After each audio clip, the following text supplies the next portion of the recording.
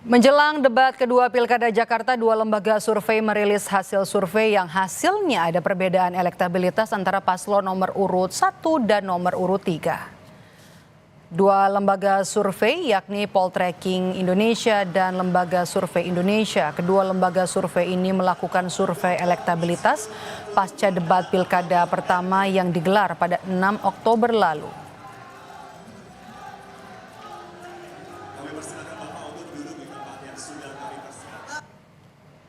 Berdasarkan survei Poltreking dengan simulasi surat suara pada periode 10 hingga 16 Oktober 2024, elektabilitas pasangan Ridwan Kamil Suswono atau Rido unggul dengan 51,6%, disusul pasangan Pramono Anung Rano Karno 36,4% dan pasangan Dharma Kun 3,6%. Sementara itu dari survei terakhir LSI, pasangan nomor urut 1 Ridwan Kamil Suswono meraih 37,4%, pasangan nomor urut 2 Dharma Pongrekun dan Kunwardana meraih 6,6%, serta pasangan Pramono Anung dan Rano Karno memperoleh 41,6% suara.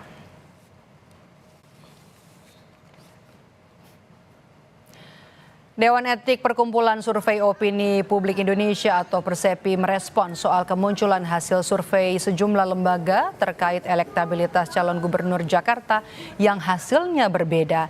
Ketua Bidang Internal Persepi, Arya Fernandes, mengatakan Persepi berencana untuk meminta klarifikasi dari dua lembaga survei, yaitu Lembaga Survei Indonesia LSI dan Poltreking soal hasil survei elektabilitas calon gubernur Jakarta yang berbeda cukup signifikan. Arya mengatakan sejauh ini survei dilakukan dengan standar atau prosedur yang benar. Hasilnya tidak akan berbeda jauh. Lakukan rapat internal terkait hal tersebut, dan setelah rapat internal tersebut tingkat Dewan Etik akan berencana untuk mengkonfirmasi atau memanggil dua lembaga tersebut untuk menjelaskan bagaimana proses dan metodologi pelaksanaan survei. Kami di pengurus sifatnya hanya sebagai memfasilitasi pelaksanaan konfirmasi dan penjelasan tersebut. Lalu bagaimana peluang tiga kandidat calon gubernur di Pilkada Jakarta, terutama soal persaingan pasangan antara Ridwan Kamil Suswono dengan Pramono Rano? Faktor apa yang akan menentukan kemenangan keduanya? Lalu apa yang bisa dimanfaatkan dari debat kedua besok untuk bisa menaikkan elektabilitas mereka? Kita akan ulas bersama pengamat politik yang juga Direktur Eksekutif Trias Politika Strategis Agung Baskoro. Mas Agung, halo, selamat sore. Apa yang bisa Anda lihat yang paling menentukan dalam Pilkada Jakarta ini? Ya, pertama varian debat ini sangat menentukan bagi pemilih yang belum memilih atau undecided voters dan pemilih mengambang, Mbak Maidov. Ya, jadi ketika besok ada pelaksanaan debat, otomatis seluruh kandidat harus benar-benar mempersiapkan diri. Ya, artinya kemampuan yang sifatnya teknis sama pentingnya dengan substantif debat. Jadi karena waktunya mepet, otomatis ada banyak ide. Seperti tadi Pak Ridwan Kamil menyampaikan, ya, ada banyak ide yang berseliweran, ada banyak ide yang dipahami, tapi karena waktunya mepet seringkali itu tidak tersampaikan, akhirnya malah penampilan debat kurang maksimal seperti itu. Jadi hal yang pertama soal debat, dan saya kira semua paslon pasti akan mempersiapkan betul ya untuk debat kedua besok dengan tema ekonomi dan kesejahteraan sosial.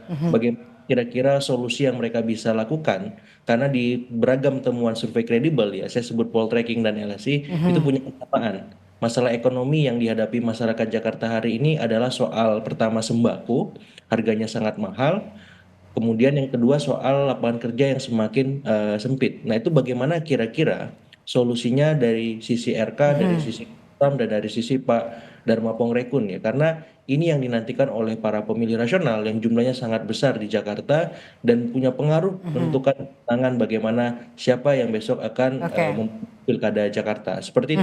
Undecided voters, swing voters juga mendekati waktu pencoblosan, pemilihan juga akan semakin berkurang, ya. Tapi kalau kita lihat juga elektabilitas RK Suswono dengan Pramono Rano kan ini bersaing ketat. Kemudian apa yang Anda lihat? Faktor apa yang menentukan? Iya, jadi di Jakarta ini anomali ya, karena memang semua hal bisa berubah dengan sangat cepat seperti timeline di sosial media kita, karena masyarakatnya terpapar arus informasi yang cukup deras, sangat besar, sehingga semua kandidat tidak boleh merasa lengah kalau misalkan dia diunggulkan salah satu survei, apakah itu Poltreking RK atau KLSI Mas Pram, karena semuanya bisa berubah dalam hitungan waktu yang sangat cepat. Jadi terus saja melakukan treatment di darat ya dengan belusukan, dengan aktivasi relawan, kemudian di udara dengan campaign di semua media platform gitu karena ini akan terus bertarung sampai ujung Mbak Maidov. Sehingga kalau tanya apa varian paling menentukan di Pilkada Jakarta ini, yang pertama ya saya kira bagaimana kemudian membuat para pemilih rasional itu bisa diambil ceruk yang terbesar ya.